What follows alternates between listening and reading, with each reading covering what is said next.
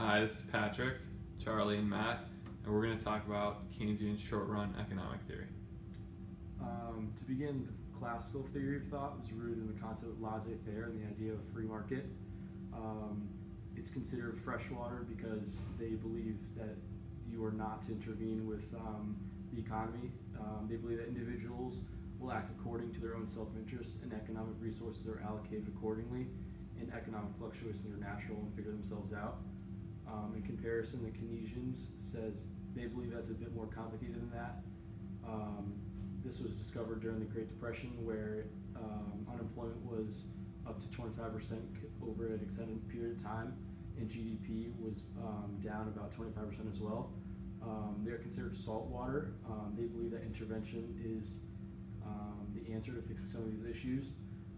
Prices are sticky in the short run. So, for example, they believe in using government intervention and monetary and fiscal policy to influence aggregate demand. Keynes believes that the driver of the economy is aggregate demand, and to get to the aggregate demand function, we work through the IS-LM model. And first up, we're going to talk about the IS curve. It is based in the investment function, which represents a negative relationship between interest rate and investment. It suggests if you raise the interest rate, there will be a lower investment. As we follow that through the IS curve up here, a lower investment will bring down planned expenditure, which will in turn lower our income.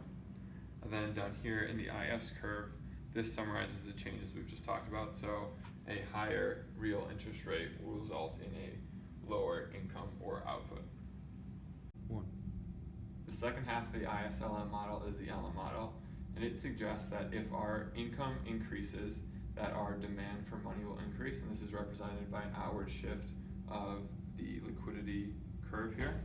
So if the real money balance demand is greater than the supply, the interest rate needs to be raised in order to compensate to get back into equilibrium. And the LM curve represents this shift. So as interest rates rise, the output of the economy will grow, as shown by the LM model. Through combining the IS and the LM curves, Keynes believes you can start to shape out what the aggregate demand function is and how this is going to affect the overall economy. An increase in price level from P1 to P2 shifts the LM curve upward, and as a result, the income output shifts from Y1 to Y2. And in the aggregate demand curve, we show that the impact of a shift in the price level from P1 to P2 shifts the output level downward from Y1 to Y2. Overall, Keynes believes that you can affect the output of an economy through the aggregate demand function. Now that we've derived the aggregate demand function and the bits that make up it, we can understand how fiscal and monetary policy will create a different effect, either expansionary or contractionary, for the aggregate demand function.